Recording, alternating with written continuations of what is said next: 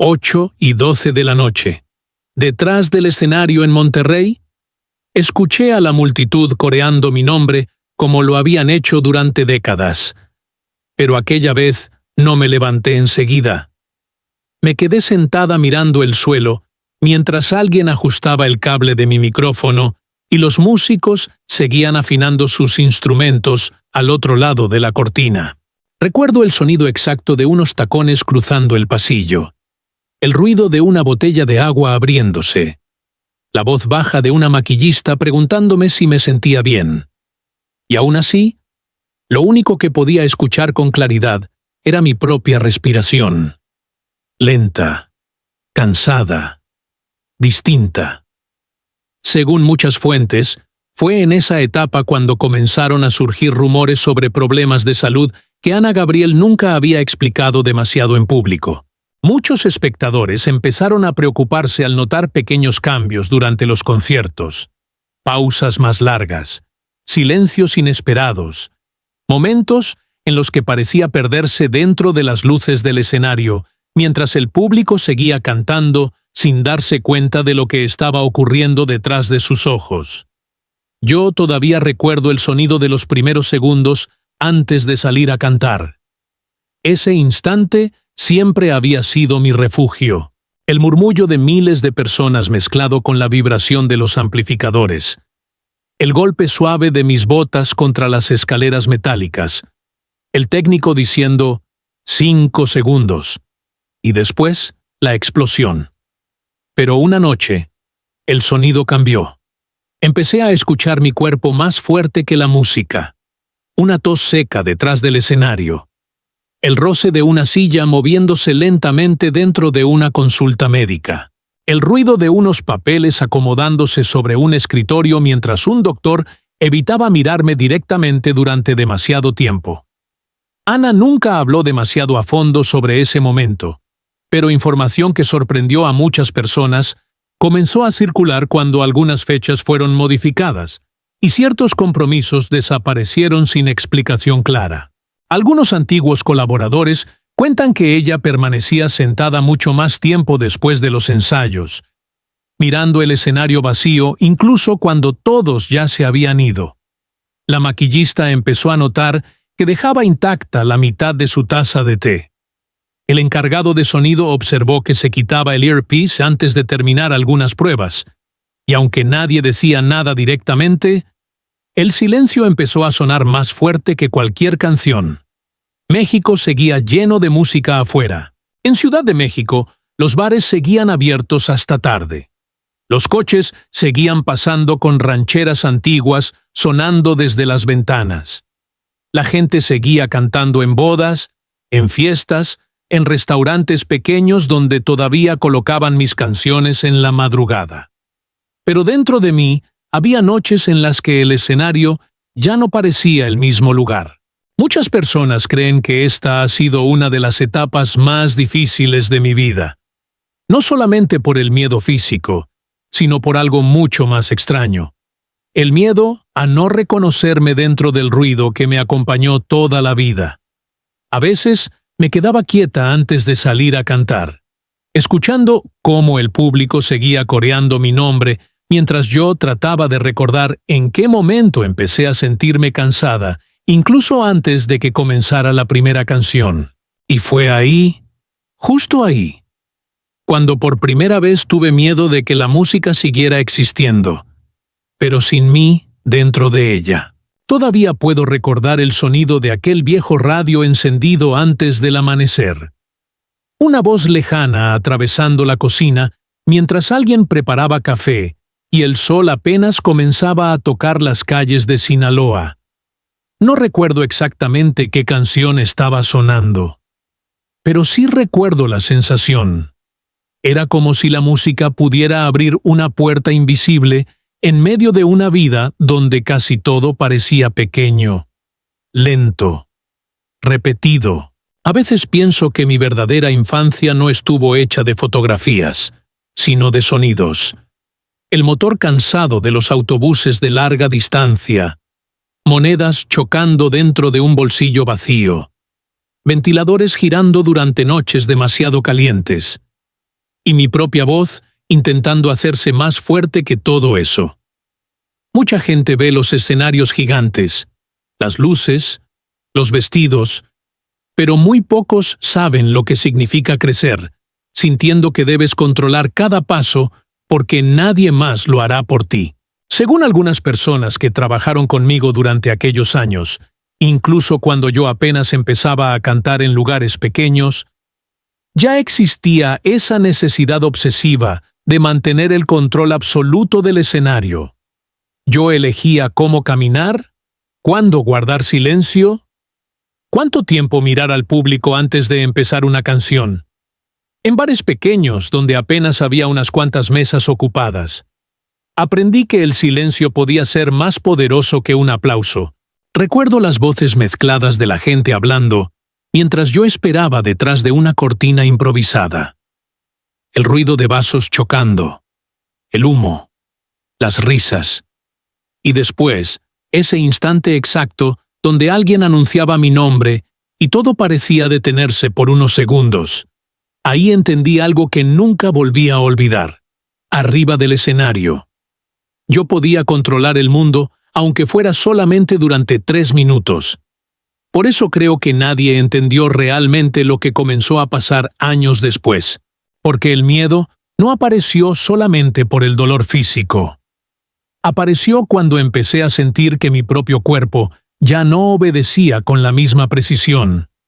Antes podía detectar cualquier pequeño error en una sala de conciertos. Un micrófono mal ajustado, una guitarra desafinada, una luz entrando demasiado pronto. Todo estaba bajo control. Siempre. Incluso mi silencio estaba calculado. Ana Gabriel construyó durante décadas una imagen fuerte, casi impenetrable, pero también distante. Ana nunca fue una artista que explicara demasiado su vida privada. Muchos periodistas pasaron años intentando descubrir qué ocurría detrás de aquella voz áspera y aquella mirada seria que parecía esconder algo incluso cuando sonreía. Y quizá por eso, cuando comenzaron las especulaciones sobre su salud, tanta gente sintió inquietud, porque el público estaba acostumbrado a verla dominar el escenario como si nada pudiera moverla. Algunos músicos que compartieron giras conmigo cuentan que antes de cada concierto yo caminaba sola durante unos minutos, escuchando únicamente mis propios pasos en los pasillos vacíos. Tac, tac, tac, siempre al mismo ritmo. Era mi manera de asegurarme de que todo seguía en orden. Pero hubo noches recientes en las que ese ritmo cambió. El cansancio apareció antes de terminar los ensayos. La respiración se volvió más pesada bajo las luces, y aunque nunca quise convertir mi vida en un espectáculo de tragedia, muchos espectadores empezaron a notar que algo ya no sonaba igual. Recuerdo especialmente una noche en Guadalajara. El público seguía cantando tan fuerte que apenas podía escuchar la banda. Y aún así, dentro de mí, solo podía escuchar una cosa. Mi corazón latiendo demasiado rápido debajo del vestido negro mientras intentaba mantener la calma frente a miles de personas. Y fue ahí cuando comprendí algo que jamás había sentido de joven en Sinaloa. Algo mucho más aterrador que cantar frente a desconocidos. El miedo de subir al escenario sin estar completamente segura de poder controlarlo todo una vez más. Después de cada concierto, siempre existía un sonido que yo amaba más que los aplausos. El silencio del camerino cuando finalmente cerraban la puerta. Durante años, ese momento significó tranquilidad. Me quitaba los zapatos lentamente. Escuchaba cómo los músicos seguían riéndose en el pasillo. Alguien golpeaba suavemente la puerta, preguntando si necesitaba algo. Y yo todavía tenía energía suficiente para hablar, bromear o incluso seguir cantando fragmentos de alguna canción mientras me desmaquillaban. Pero algo empezó a cambiar poco a poco. Al principio pensé que era solamente cansancio. Las giras largas, los vuelos, las noches sin dormir. Nada más. Eso me repetía mientras observaba las luces de las ciudades desde la ventana del avión. Ciudad de México, Los Ángeles, Monterrey, Guadalajara, aeropuertos distintos, pero la misma sensación dentro del cuerpo. Pesadez, como si cada viaje durara el doble. Muchas personas comenzaron a notar pequeños detalles antes que yo misma. Según algunos miembros del equipo, después de ciertos conciertos, Ana ya no caminaba inmediatamente hacia la salida como antes. Empezó a quedarse sentada durante largos minutos, mirando el suelo, mientras alguien le alcanzaba agua tibia. El maquillaje tardaba más en retirarse, porque ella permanecía inmóvil, frente al espejo, sin decir demasiado. A veces, ni siquiera tocaba la comida que dejaban en la mesa del camerino. Y aunque nadie hacía preguntas directas, el silencio empezaba a llenar esos espacios. Yo todavía recuerdo el sonido del aire acondicionado en ciertas habitaciones de hotel durante la madrugada. Dormir se volvió extraño. Había noches en las que apagaba todas las luces, y aún así mi mente seguía despierta escuchando cosas pequeñas. El ascensor subiendo lentamente. Tuberías vibrando detrás de la pared. Un televisor lejano encendido en otra habitación. El cuerpo no descansaba aunque el concierto hubiera terminado hacía horas. En algunos aeropuertos empecé a caminar más despacio sin darme cuenta. El ruido de las maletas rodando sobre el piso comenzó a irritarme. Las cámaras aparecían demasiado cerca. Mi representante redujo varias entrevistas diciendo que yo necesitaba descansar más entre presentaciones. Muchos periodistas pensaron que simplemente quería privacidad. Pero algunos fanáticos empezaron a preguntarse por qué ya no permanecía tanto tiempo saludando después de los shows. También estaban las canciones. Hay cosas que el público percibe aunque nadie las explique. Algunas notas largas que antes sostenía con facilidad comenzaron a sonar distintas, no completamente rotas, no débiles, solo diferentes, como si el aire llegara un segundo más tarde de lo normal. Y para una mujer que construyó toda su vida controlando cada respiración sobre el escenario, aquello era imposible de ignorar. Hubo una noche particularmente difícil después de un concierto en Tijuana. Subí al vehículo mientras afuera todavía había gente esperando verme salir. Escuchaba los gritos, las canciones, los teléfonos grabando desde lejos, pero yo no quería abrir la puerta del coche. Me quedé sentada en silencio mientras el conductor esperaba instrucciones sin mirarme por el espejo. Recuerdo haber apoyado la cabeza contra la ventana fría y escuchar mi propia respiración más fuerte que las voces del exterior.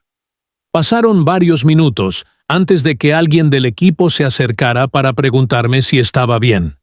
Yo respondí que sí, como siempre, porque durante décadas esa fue mi manera de sobrevivir.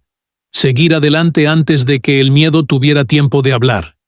Pero el cuerpo siempre termina enviando señales, aunque uno no quiera escucharlas. Y fue entonces, entre vuelos cancelados discretamente, descansos inesperados, consultas privadas y conversaciones que se detenían cuando yo entraba a una habitación, cuando comenzaron los rumores. Según múltiples fuentes dentro de la industria musical mexicana, algunas personas cercanas empezaron a hablar en voz baja sobre resultados médicos que habían generado preocupación alrededor de Ana Gabriel. El médico acercó la silla lentamente hacia mí, pero lo que más recuerdo de aquella tarde no fueron sus palabras. Fue el sonido del aire acondicionado dentro del consultorio. Un ruido constante, frío, casi vacío. Como esos hoteles donde una pasa la noche después de un concierto y por unos segundos ya no sabe en qué ciudad despertó. Afuera todavía se escuchaban coches pasando por la avenida. Ciudad de México seguía moviéndose igual que siempre. Personas caminando rápido, vendedores en las esquinas, claxones, sirenas lejanas, alguien riéndose al otro lado de la calle. Todo continuaba exactamente igual mientras yo permanecía sentada mirando una carpeta cerrada sobre el escritorio. Mucha gente imagina que momentos así llegan acompañados de lágrimas o frases dramáticas, pero la verdad es más silenciosa que eso. Ana nunca habló demasiado sobre lo que ocurrió dentro de aquella habitación.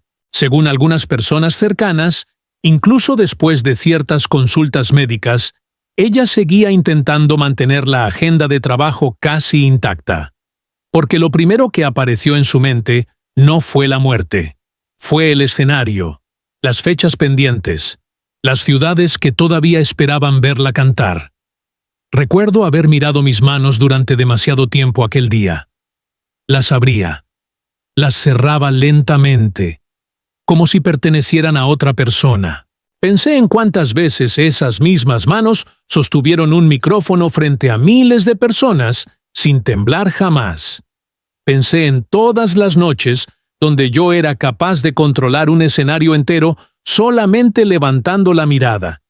Y entonces apareció una pregunta que nunca antes me había hecho.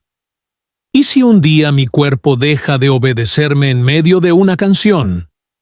El teléfono no dejaba de vibrar sobre la mesa. Mensajes, llamadas, personas preguntando por entrevistas, vuelos, reuniones, cambios de horario. Mi representante enviaba notas de voz mientras afuera la ciudad seguía atrapada en el tráfico de la tarde. Pero yo no respondí a nadie. Me quedé escuchando el pequeño zumbido del celular una y otra vez, hasta que finalmente dejó de sonar. Algunos artistas le temen al fracaso, otros le temen al olvido.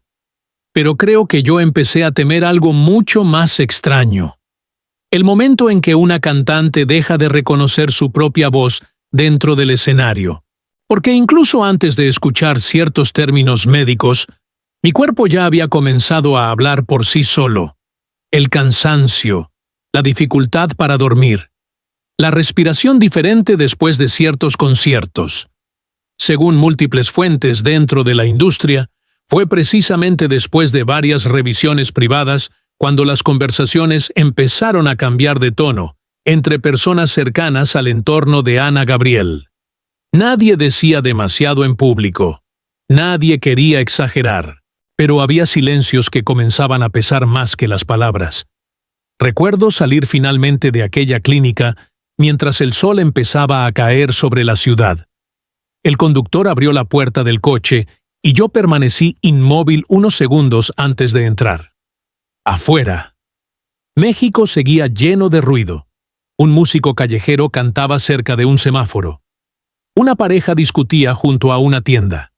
Un repartidor golpeaba la puerta de un restaurante mientras alguien desde arriba gritaba que esperara un momento. Todo seguía avanzando.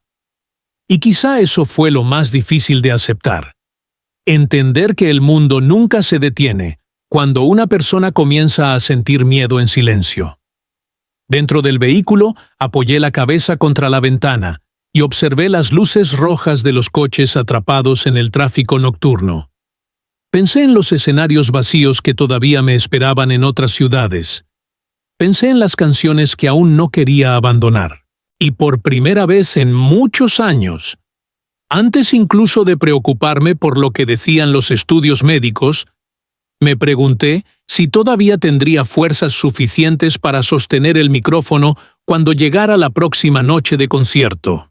Las primeras veces que escuché mi nombre mezclado con palabras como salud, descanso o tratamientos, no fue en televisión. Fue en murmullos, en mensajes que aparecían tarde por la noche, en publicaciones pequeñas que comenzaban a repetirse entre personas que llevaban años siguiendo mi carrera. Según muchas fuentes y comentarios en redes sociales, la preocupación empezó a crecer lentamente después de algunos cambios inesperados en presentaciones y apariciones públicas. Nadie entendía exactamente qué estaba ocurriendo, pero la gente comenzó a sentir que algo no sonaba igual alrededor de Ana Gabriel. Y lo extraño fue descubrir que el silencio también puede viajar de persona en persona. Una mujer de unos 50 años escribió en Internet que todavía conservaba una entrada arrugada de un concierto de 1998 dentro de una vieja cartera roja. Decía que aquella noche había manejado 4 horas para verme cantar y que aún podía recordar el sonido de todo el estadio coreando «¿Quién como tú?» bajo la lluvia. Otro hombre comentó que llevaba semanas escuchando nuevamente mis discos antiguos mientras conducía su taxi por las calles de Ciudad de México durante la madrugada. No escribió grandes palabras, solo dijo: «La voz de Ana siempre me acompañó cuando no quería sentirme solo manejando de noche». Y quizá eso fue lo que más me golpeó. Entender que mi música había permanecido dentro de la vida cotidiana de muchas personas, incluso cuando yo no estaba pensando en ello. Las estaciones de radio comenzaron a reproducir canciones antiguas con más frecuencia, no como homenaje triste, sino como si la gente quisiera volver a escuchar ciertos recuerdos antes de que desaparecieran. En algunos restaurantes nocturnos sonaban mis canciones muy bajitos cerca de la cocina, mientras los empleados limpiaban mesas casi vacías. Una noche, al salir discretamente de un hotel, escuché mi propia voz escapando desde una pequeña cafetería abierta hasta tarde. Apenas se oía. El volumen era tan bajo que casi se confundía con el ruido de los platos y el tránsito afuera. Pero aún así, me detuve unos segundos antes de subir al coche, porque entendí algo extraño.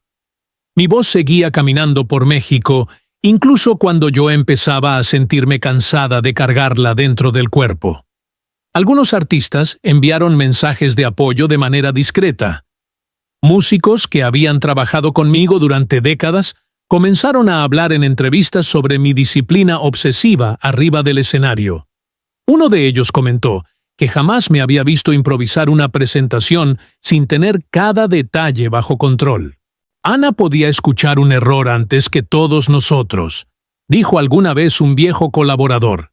Y quizá por eso muchas personas cercanas empezaron a preocuparse cuando notaron ciertos silencios que antes no existían. Había noches donde yo ya no me quedaba conversando después de los ensayos.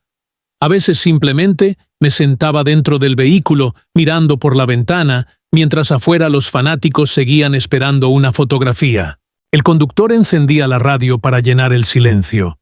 Y de pronto aparecía una canción mía, sonando entre comerciales nocturnos y noticias del tráfico. Entonces ocurría algo extraño.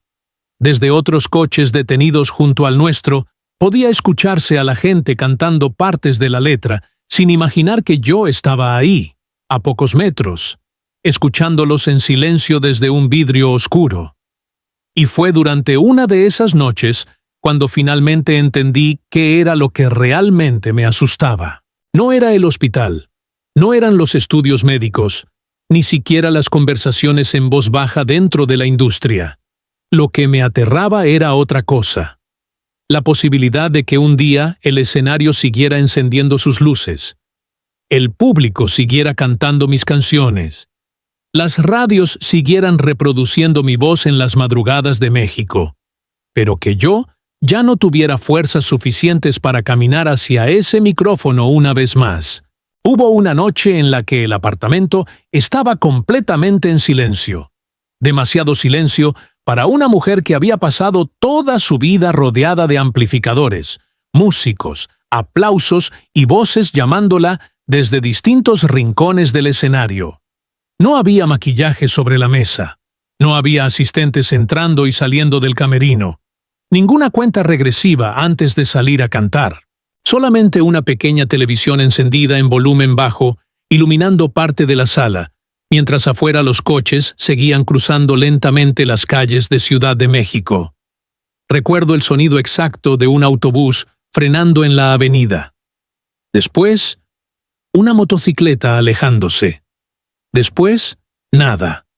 Me quedé sentada observando la oscuridad del ventanal como si estuviera esperando que alguien dijera mi nombre desde algún lugar. Pero nadie habló. Algunas personas cercanas a Ana Gabriel comentaron tiempo después que hubo periodos donde ella prefería permanecer completamente sola, incluso cuando tenía gente alrededor dispuesta a acompañarla. No era tristeza exagerada.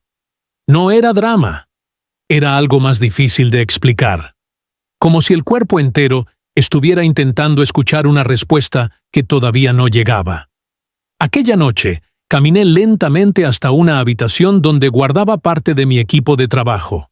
El micrófono descansaba sobre una mesa junto a hojas con canciones, horarios antiguos de conciertos y anotaciones escritas a mano. Lo miré durante varios segundos antes de tocarlo. Y entonces ocurrió algo que nunca pensé que me pasaría después de tantos años cantando. Dudé. Encendí el micrófono y volví a apagarlo.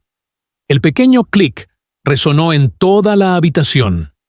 Permanecí quieta, escuchando, como si incluso el silencio pudiera lastimarme menos que mi propia voz, porque el miedo ya no estaba solamente en los estudios médicos o en las conversaciones que circulaban afuera. El miedo apareció cuando intenté cantar unas pocas líneas y sentí el dolor subir lentamente desde la garganta. No fue un colapso dramático, fue peor, fue algo pequeño, una molestia breve, seca, casi invisible, pero suficiente para hacerme detener antes de terminar la frase. Y cuando una mujer ha construido toda su identidad alrededor de una voz, hasta el más pequeño cambio puede sentirse como una grieta enorme. Me senté nuevamente en la oscuridad mientras el televisor seguía encendido sin que realmente prestara atención a las imágenes. Afuera alguien reía desde otro departamento.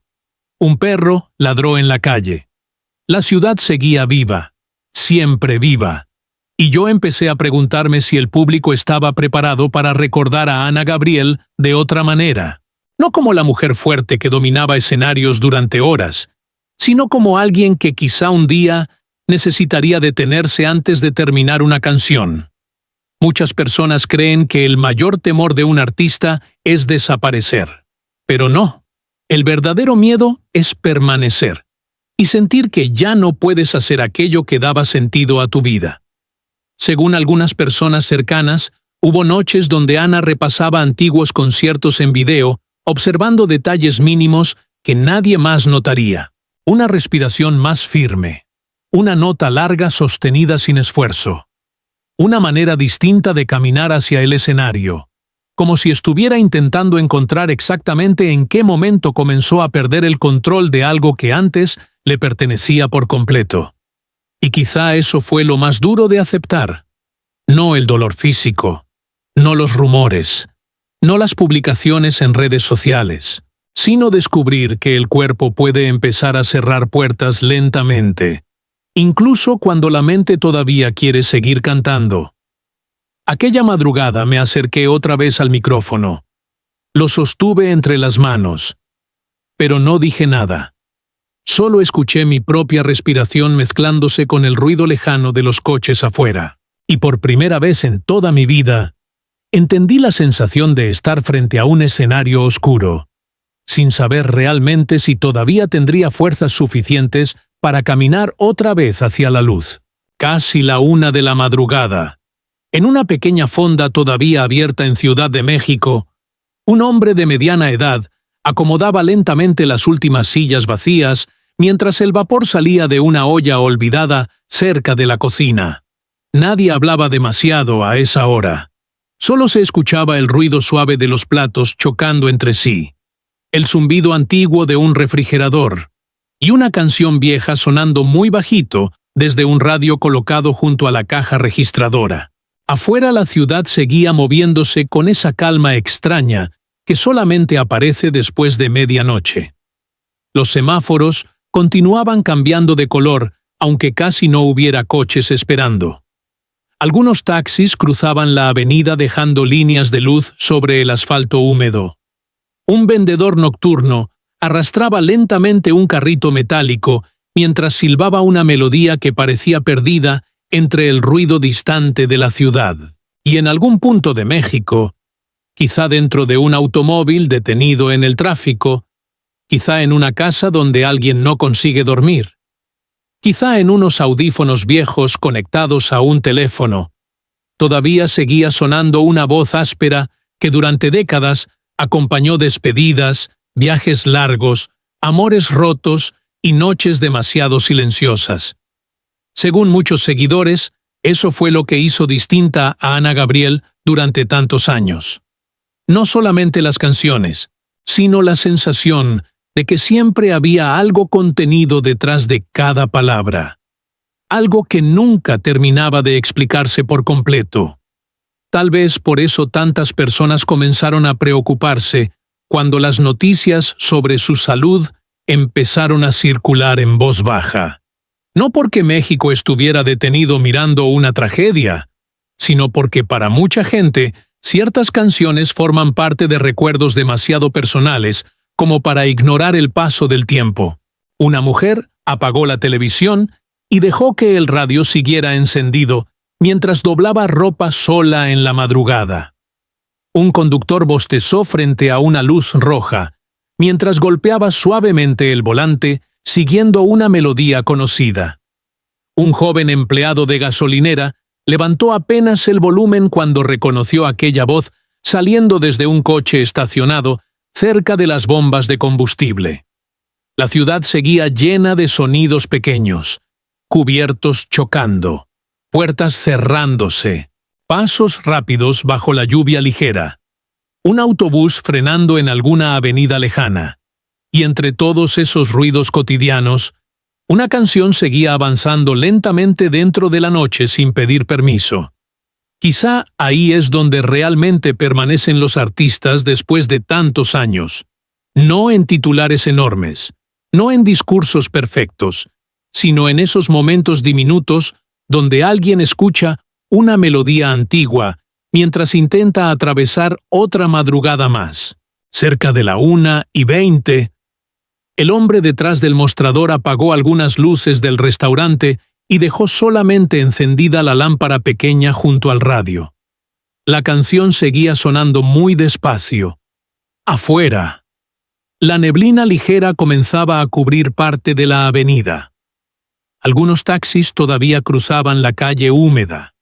Y en algún lugar de la ciudad, aquella música todavía no había terminado.